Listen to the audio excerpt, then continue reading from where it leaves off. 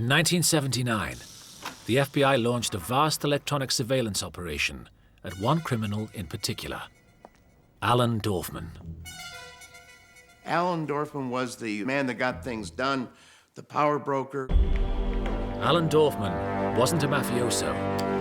He wasn't even Italian. He was Jewish. And his weapon was not a gun, but a pen. Dorfman was a white-collar type thug. He had no real scruples or morals. Dorfman's crime was to raid a $1 billion pension fund for his mafia bosses. The pension fund was a gold mine.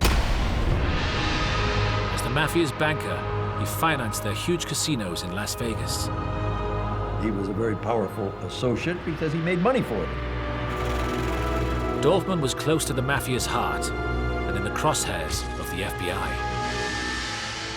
This is the extraordinary story of how the FBI hunted Alan Dorfman, bugged his business, and caused one of the biggest disasters in mafia history.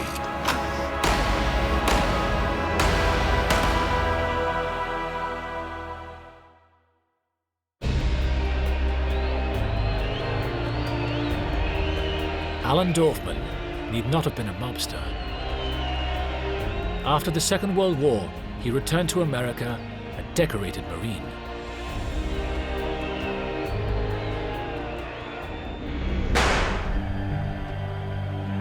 But he could only find work as a women's self-defense instructor and sports coach, earning just $4,000 a year. Dorfman was going nowhere, and he wanted more.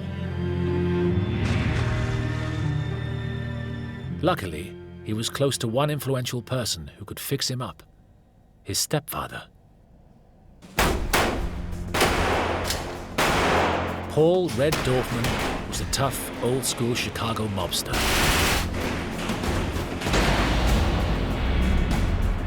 His power base was in the growing trade union movement, including the mighty Teamsters Union. By 1953, with 1.2 million members working in transport nationwide, a Teamsters strike could paralyze the United States. The Teamsters had what the mob liked: real muscle.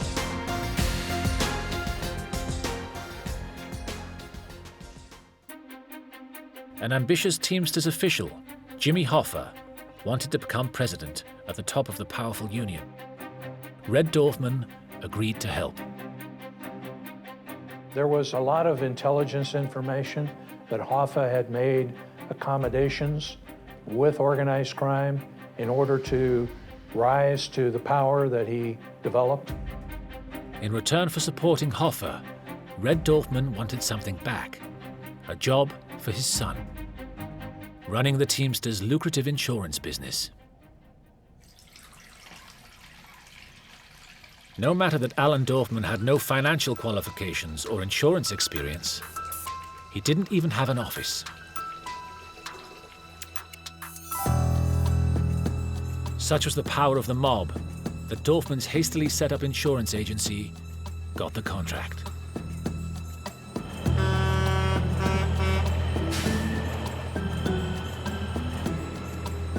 The Teamsters employers now paid Dorfman's agency an insurance premium for every union man.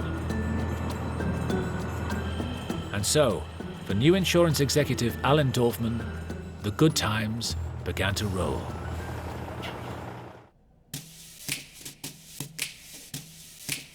He had very expensive clothes. I remember he wore what was clearly a very expensive camel hair coat. He drove expensive cars. He had a very nice house in Lincolnwood. He went out to eat at fancy restaurants. He had plenty of cash to spend.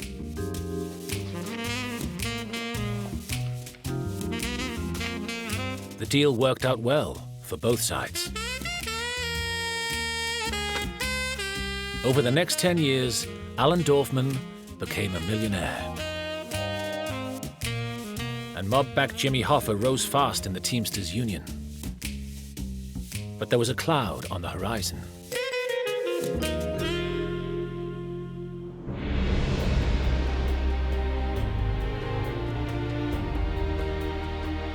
In Washington, the authorities were increasingly concerned by the unholy alliance of organized crime and the labor movement.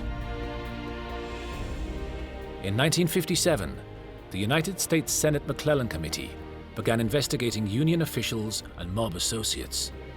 That meant trouble for Jimmy Hoffa and Alan Dorfman. Government agents discovered that Alan Dorfman had made $3 million from Teamsters insurance policies. Half of it by wildly overcharging on the premiums. The high insurance fees were not illegal, and the committee could do nothing about it. But committee investigators did soon discover illegal practices.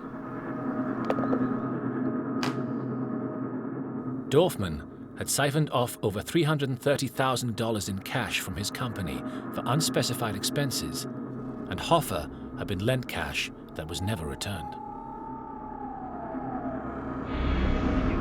A young lawyer, Robert F. Kennedy, was the committee's legal counsel.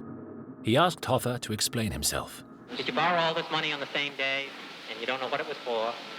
What's for expenditures that I needed at that time? I can't recall offhand. And this was in cash also? That's right. And no collateral, no note? That's right. And no interest paid? That's right. Has it been paid back? No, it has not. Although the committee strongly suspected that stolen cash was being used for illegal payoffs and kickbacks to union officials, they couldn't prove it.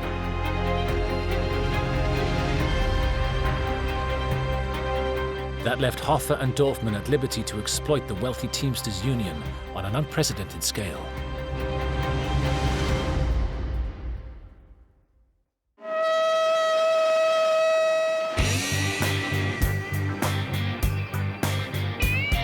Although the Teamsters insurance business was a good money spinner for Dorfman, it was dwarfed by the possibilities of the vast Teamsters pension fund.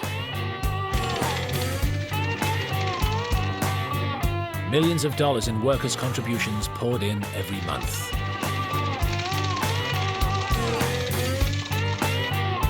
The question was, where to invest it?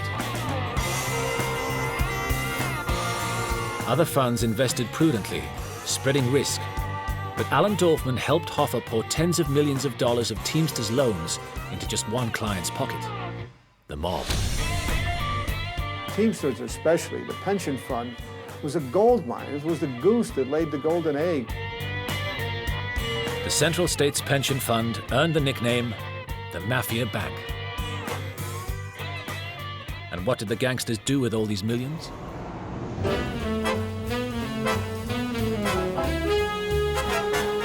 They built casino hotels in the Nevada desert. Las Vegas.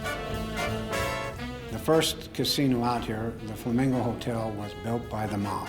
As a strip group, not all of it was mob money. Most of it was. The Stardust, the Fremont, and the Desert Inn were all funded by multi-million-dollar loans from the Teamsters Pension Fund. And in the 1960s, these casinos were owned and controlled by the Mafia. Dorfman was absolutely instrumental in that. He engineered, by and large, the mob's influence in the Las Vegas casinos and the purchase of those casinos with the hidden interests of the various mobsters. Hoffa and Dorfman approved 60 loans totaling a mammoth $91 million on strangely favorable terms to the mob. The people who got the loans did not have to pledge any collateral, did not have to have the normal background checks that a bank would have conducted before giving multi-million-dollar loans. There was a reason for this lax lending policy. Every time they approved a loan, up to 10% was taken as a kickback by Hoffa and Dorfman. Alan Dorfman arranged a lot of loans. He took a fee on every one of them. The kickbacks could be huge. If you want to put up a building and it would cost with your profit, $900,000 to put it up, but you got to give me $100,000. You make your bid $1 million. Everybody thought that was fine. There was enough money for everybody. The Mafia generally didn't like to pay money back. But provided Hoffa and Dorfman got their kickback, they didn't seem to care if the Teamsters never saw their money again.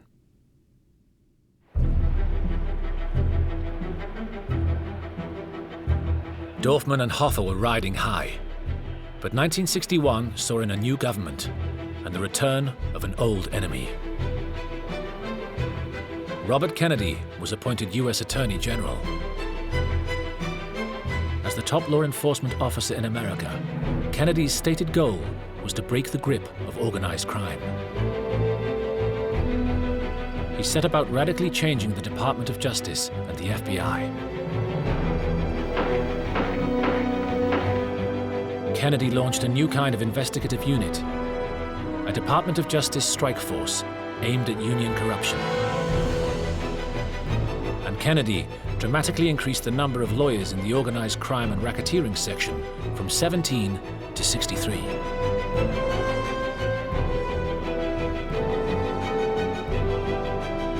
One unit was very much at the forefront of the campaign. It was called the Labor Rights Unit, and I was in it. And the press called it the Get Hoffa Unit. To get Hoffa was harder than it sounds. In October 1962, the unit did prosecute Hoffa, alleging he'd received improper payments from a trucking company. But the verdict was far from certain. Then, they got lucky. During the trial, Hoffa played straight into the government's hands. If he'd accepted the jury verdict, he would have been found not guilty, and it would have been potentially a major victory for him. A powerful manipulator and used to getting his own way, Hoffa just couldn't leave the verdict to chance. He had to fix the jury, and he got caught fixing the jury, and that's obstruction of justice, and then he was convicted.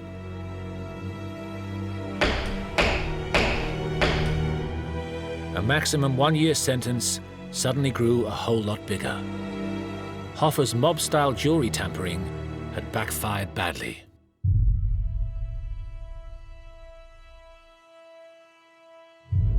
Outside the district court building in the nation's capital, Teamster boss James Hoffa surrenders to U.S. Marshals to begin serving an 8-year prison term for jury tampering. Hoffa was gone. But for at least one person, this was a great opportunity. Before he went to jail, Hoffa announced, "Alan speaks for me on all pension fund questions."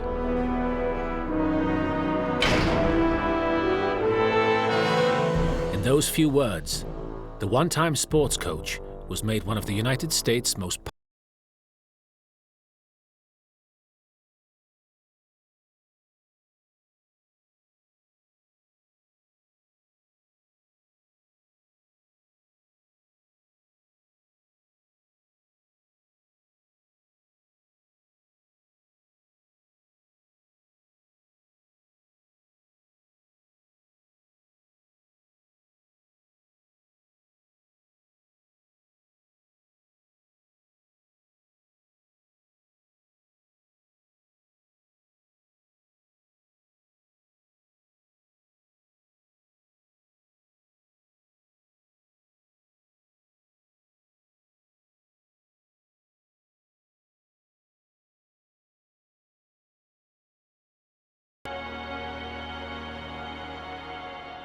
The Chicago outfit decided to safeguard the Mafia bank. They gave Dorfman an advisor, Joey the Clown Lombardo.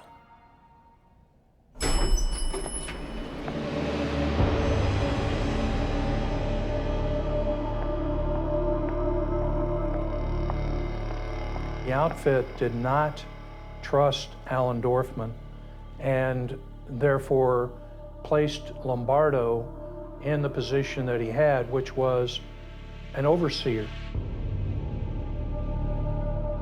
Joey the Clown Lombardo was a serious mobster.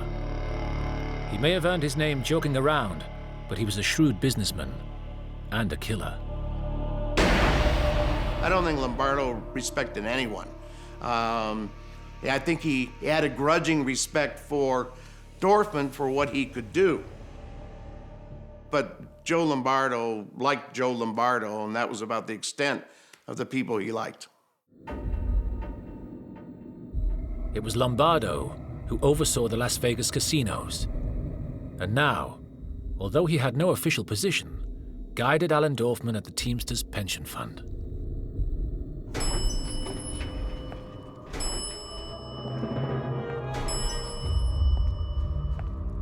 He did show up on almost a daily basis to find out exactly what Dorfman was doing and to provide guidance, to direct Dorfman to make sure that he did as the outfit wanted him to do. That's the one person you don't hear Dorfman arguing much with. But the two men got along well. With Lombardo's backing, Dorfman approved million-dollar loans designed to leach cash directly into mob hands. It was no secret that he was in the pocket of organized crime. He was a tool of the Chicago outfit. They controlled Dorfman. No matter that a string of businesses invested in by the Teamsters Pension Fund went bust, and millions of dollars was effectively stolen in the process. Dorfman was a white-collar type thug. He controlled money. Dorfman would never be involved in a burglary or an armed robbery or an extortion. That's not what he did. He was a different kind of criminal. Defaulted loans to just one businessman cost the pension fund $15 million. But Dorfman couldn't care less. He got paid thousands of dollars in a kickback on every one. Business was so good that he now crisscrossed the states in a private jet he'd bought from Frank Sinatra. But when one such deal and kickback went sour, the FBI pounced.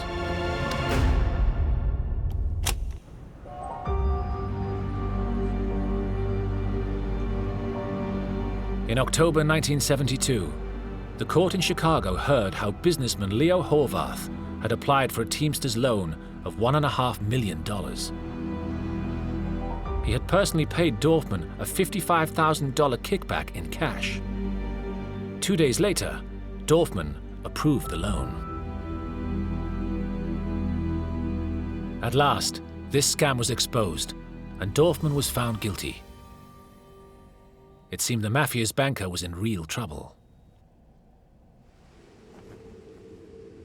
But for some reason, the trial judge sentenced Dorfman to just 1 year in federal prison.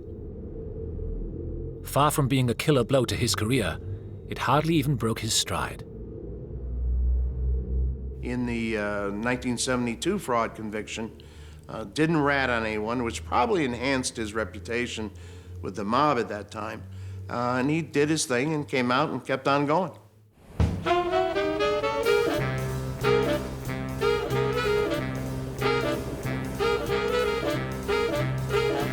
With Lombardo behind him, Dorfman's looting of the Teamsters Pension Fund didn't merely continue uninterrupted, but shifted into high gear as never before. Between 1972 and 1976, he approved $186 million in loans to finance fevered mob development of Las Vegas casinos. $20 million went to Caesar's Palace alone, and $23 million to Circus Circus. And the kickback to Dorfman, 7% of Circus Circus Corporation shares, potentially worth millions.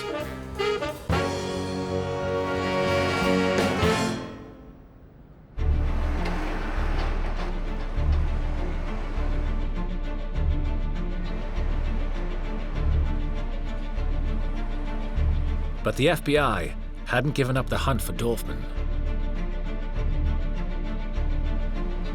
In 1974, they'd found enough evidence to charge Dorfman and Lombardo with milking the Teamsters pension fund of $1.4 million. Dorfman was again just a step away from a long prison sentence.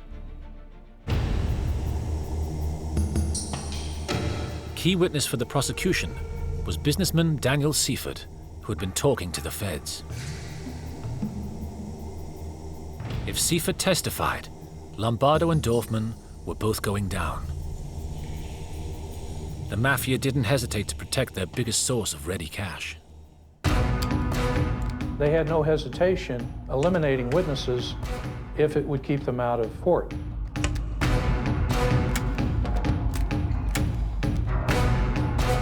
One Saturday, Seifert went to his office to meet his wife. Mrs. Seifert was pushed at gunpoint into a washroom. Seifert made a run for it. The first shotgun blast failed to stop him, but a second blast to the chest brought him down. Finally, to leave no doubt, Daniel Seifert was shot at point-blank range.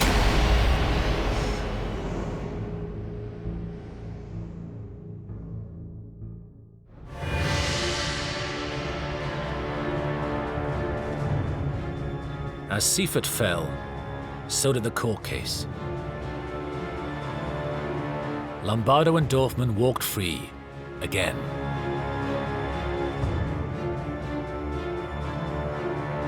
It was clear to the Department of Justice and the FBI that Joe Lombardo and the Chicago outfit would stop at nothing to keep Dorfman and the Mafia bank in business. And they were right. Even old friends were not safe.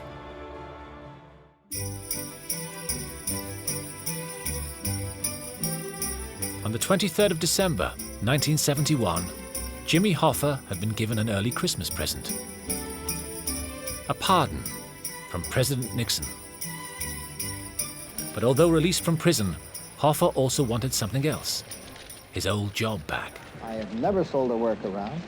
I have negotiated the best contracts in America. Nobody can deny it. They don't even try to deny it.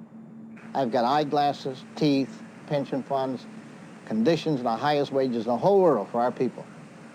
Talk to our people. Let them be the judge whether or not I'm a labor leader or whether I'm a crook. The Mafia bosses felt their money machine was working well and considered Dorfman to be an essential cog. The return of Hoffa was something they could do without.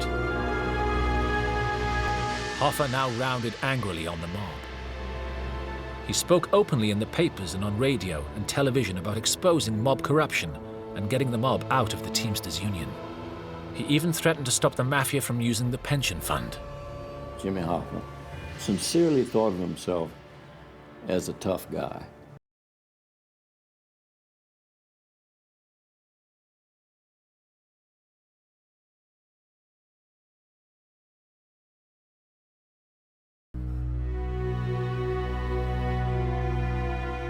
On the 30th of July,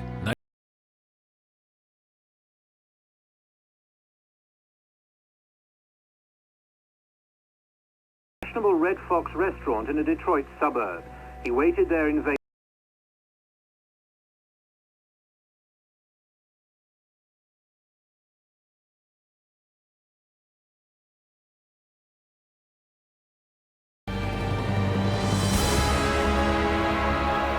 the FBI put 200 agents on the Hoffa disappearance and spent millions to find him.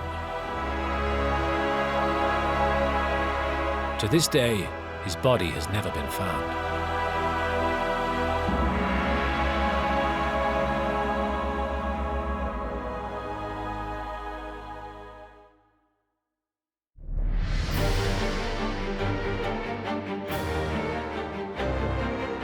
If the mob thought Hoffa's disappearance had blown the FBI off course, they were wrong. In 1978, the government began Dorfman once and for all. We were after Dorfman, make no mistake about it.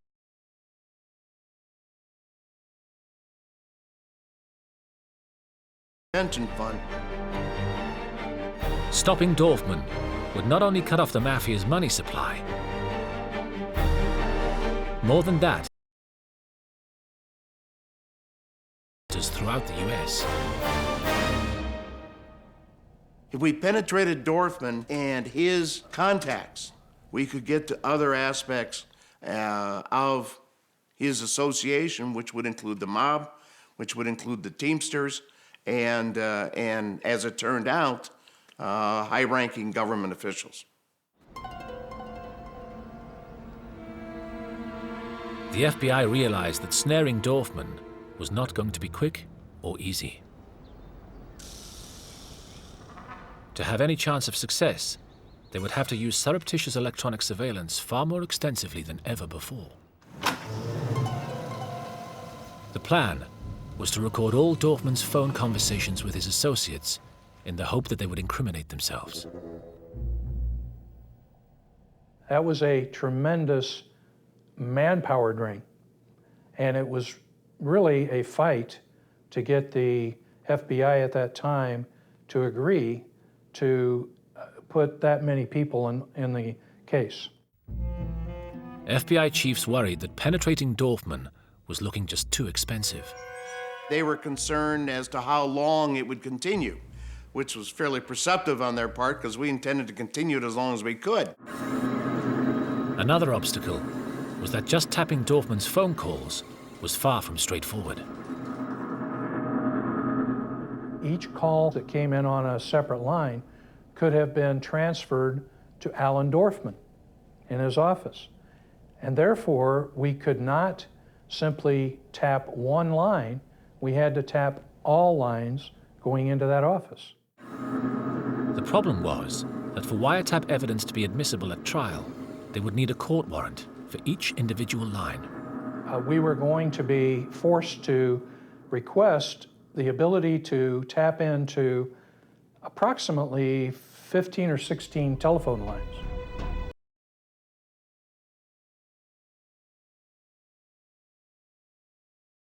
On the 29th of January 1979, a court gave permission for multiple wiretaps, and Operation Pendorf began.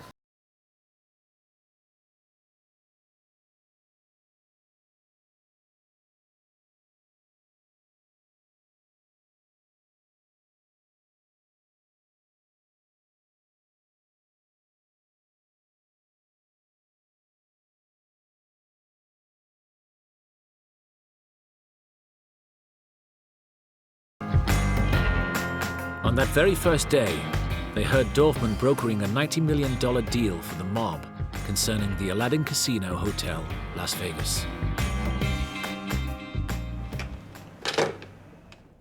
Dorfman's days, as best as we could tell, when he was in the office, when he was actually working and not playing golf, was mainly communicating with the gangsters, fulfilling their needs, a problem solver, influence peddling, everything you'd think a power broker in legitimate business would do today. Just how far removed Dorfman was from legitimate business was shown only a few days later. On February the 2nd, agents were stunned when Dorfman's conversations involved loan sharking, a takeover of the Teamsters pension fund, the unlawful use of gold certificates, and even a plan to kill the Teamsters president. And that was just one day's work for Alan Dorfman.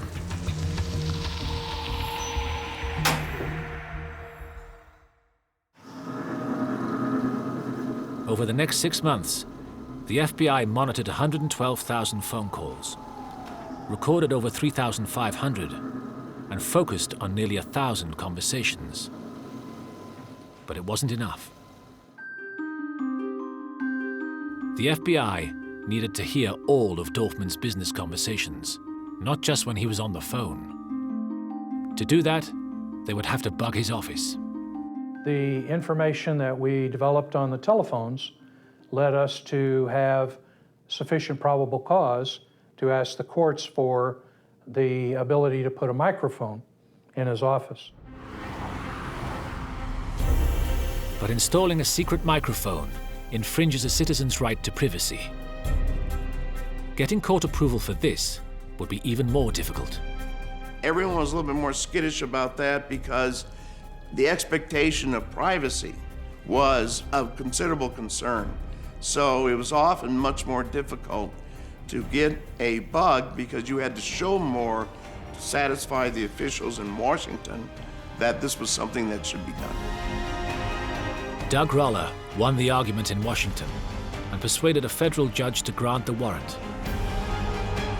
With this to back them up, all the FBI now had to do was break into Dorfman's office.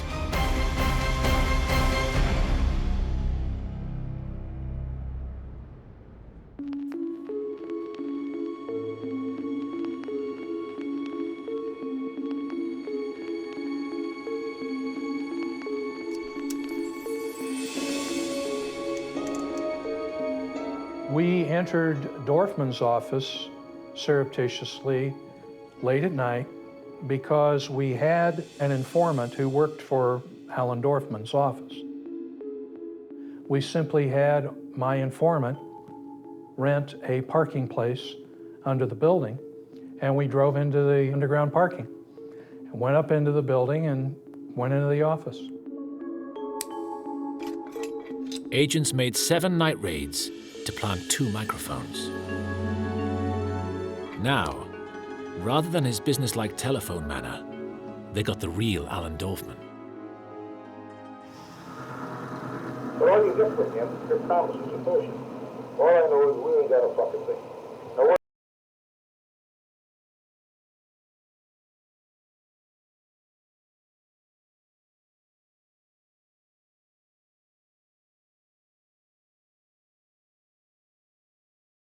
did you ever give me a fucking dime, Morris? You ever give him a fucking dime? If you did, I don't know about it. And if you did, I don't give a fuck. He did not mince words, and most of his conversations were laced with profanity.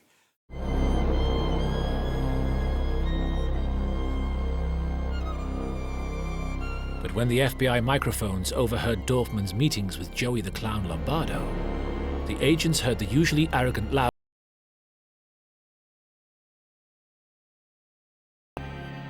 He would walk around Las Vegas shouting orders like a Marine sergeant. And then when he met the mob boss in Chicago, he was a meek, mild businessman. What did he get out of it? I would say he got somewhere between 3 and 5 million. Maybe I got 3 and 5. 25% beyond. Right. That's the player we want right away. Well, you can make the demand. Make the demand. Now he's in trouble.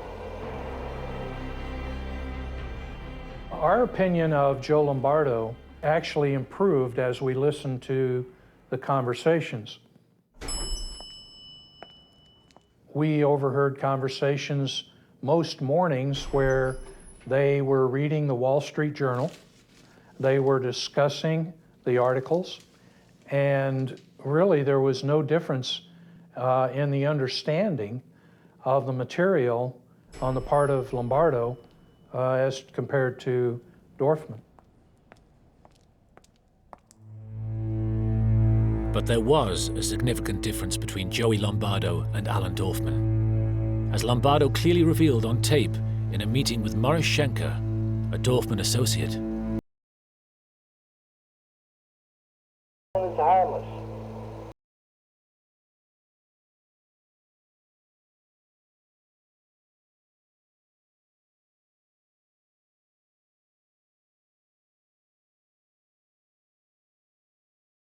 If you wanted to fire him, I assure you that you will never.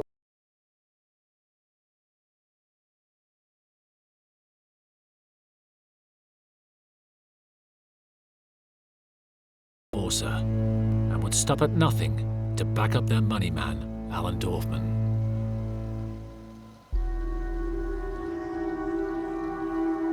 Over 2,000 reels of Dorfman at his office, on the phone and in meetings, were recorded and transcribed. Even though he was unaware of this, Dorfman seemed careful and guarded. Alan Dorfman, like a lot of the gangsters, didn't think that they would be caught. They thought they were too smart. But Alan Dorfman made a mistake. With the mics on and the reels rolling, Dorfman was chatting with associates when he referred to an incriminating meeting. Thanks to the wiretaps, a jaw-dropping and damning story unfurled.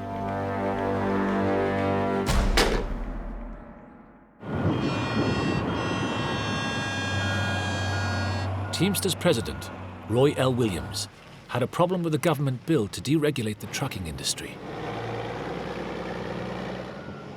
Any breakup of the Teamsters monopoly meant a loss of money and power for the union.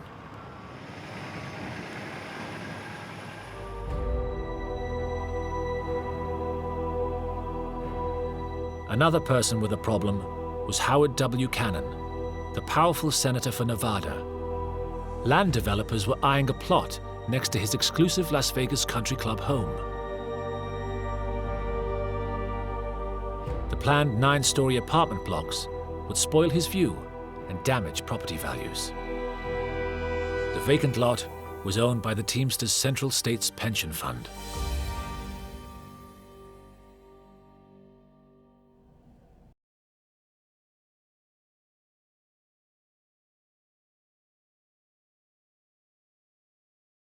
January the 10th, 1979, Cannon and Williams met with power broker Alan Dorfman.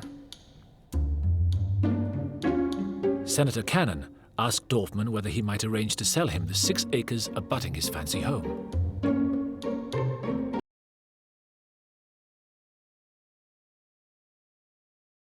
Bill. They agreed a deal.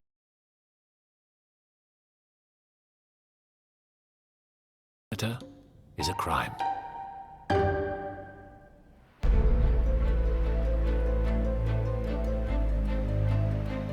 In Washington, Cannon delivered on his part of the bargain.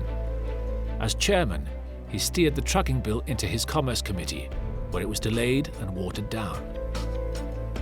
But Dorfman found to his dismay that he couldn't deliver on his side. Recent legislation had stopped him dealing in land as he pleased.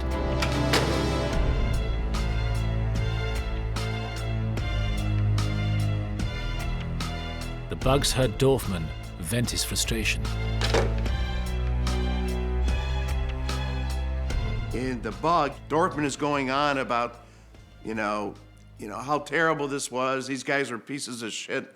And in the old days, we could have just had the Teamsters out there bought in and give it to them. But we can't do that now because everyone's watching us.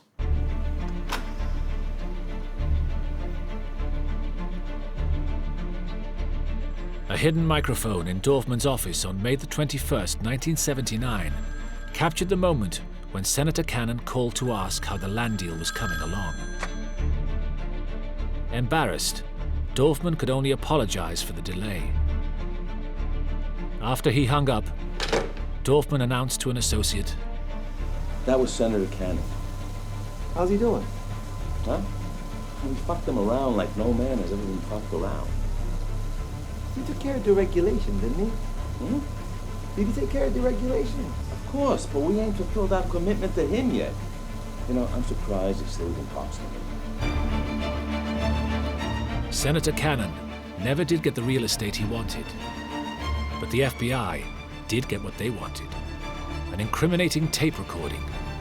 A clear record that Dorfman was involved in bribing a U.S. senator.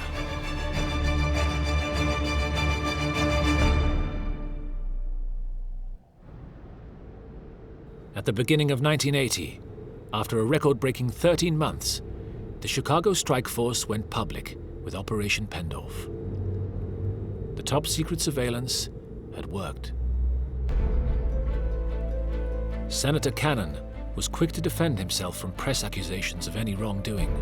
I unequivocally deny the implications of news reports that there is any connection between my handling of trucking legislation in the Senate and the resolution of a land use dispute in Nevada involving a homeowners group of which I was one member. If Cannon was allowed to get away with it, Dorfman was not. The man who had stolen the Teamsters' millions was still in the sights of Chicago strike force leader Doug Roller. We felt by the time the wiretap was over that we had a great deal of evidence to put together a prosecution. I felt we had an ironclad case. But though it seemed that at last the FBI had Alan Dorfman on the ropes, he appeared unconcerned. Dorfman in court was, most of the time, an arrogant gentleman. Although he was physically in court, present, that he was aloof to what was going on. Yet despite the cool veneer, Dorfman was feeling the pressure. At one occasion during the course of the trial, Alan introduced his son to me and stating that this is the motherfucker that wants to put me in jail. I just told Alan, you're a real class act, and walked away. Dorfman faced the possibility of a long sentence, but he may have had reason to believe help was at hand.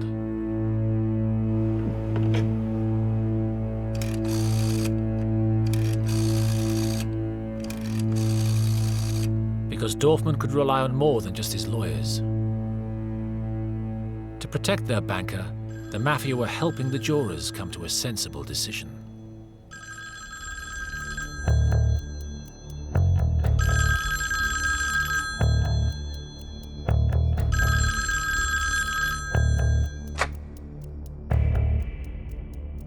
Several jurors received early morning telephone calls from someone with a deep, gravelly voice who made insinuations about not knowing the whole story of the case. When the jurors reported the illegal phone calls to the judge, he immediately sequestered them. They were held in a hotel, under guard, cut off from any outside interference.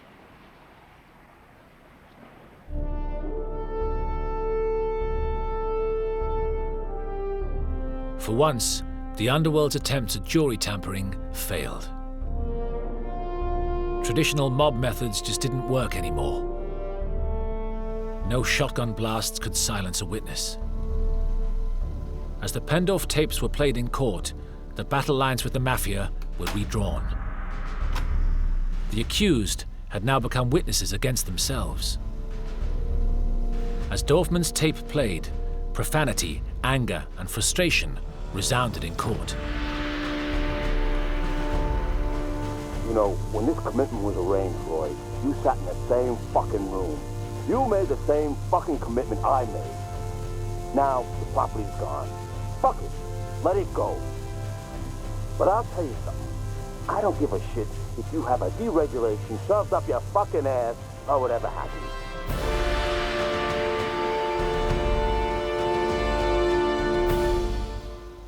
Best evidence you can use in court is the defendant's own words. You cannot undo your words. You might try to explain them away, but if there are enough words there, you're sunk.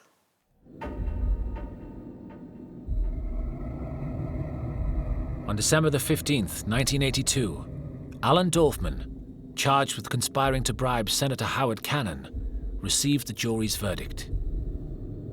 Guilty.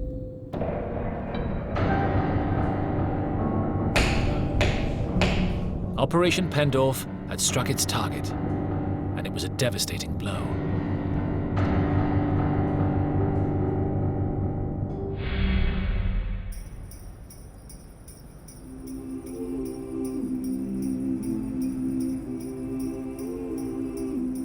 It was a grim Christmas in Chicago for 60-year-old Alan Dorfman.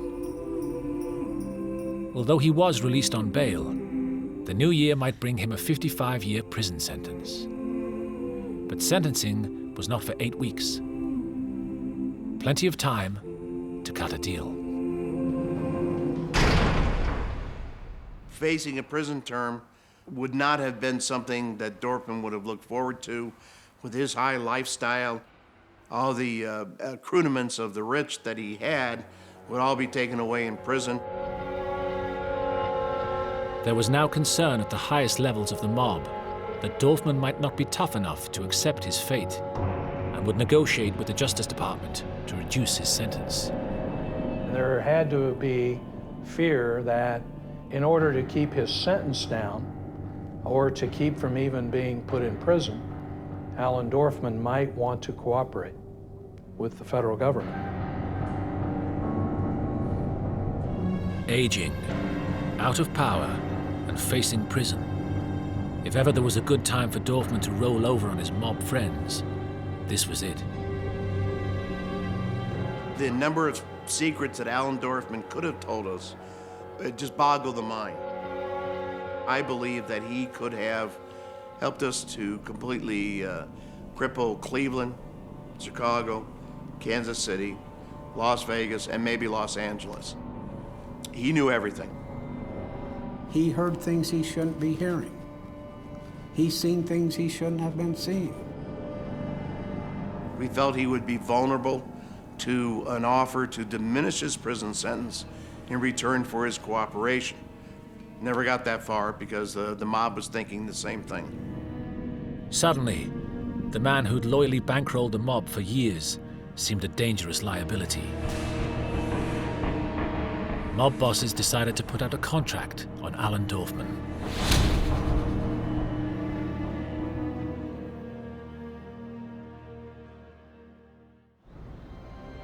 On the 20th of January, 1983, Alan Dorfman and an old friend and associate went out to eat at the Hyatt Hotel in Lincolnwood, northwest Chicago. The lunch date turned out to be a date with destiny.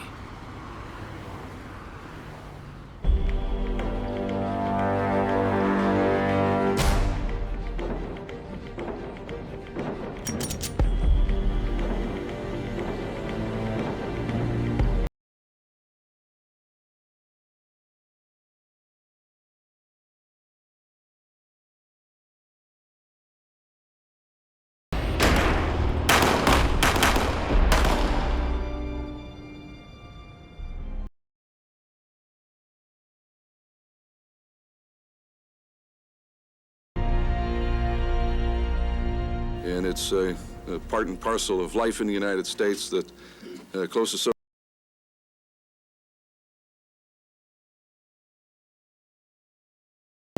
Alan Dorfman's death was a watershed for both the U.S. Mafia and U.S. law enforcement.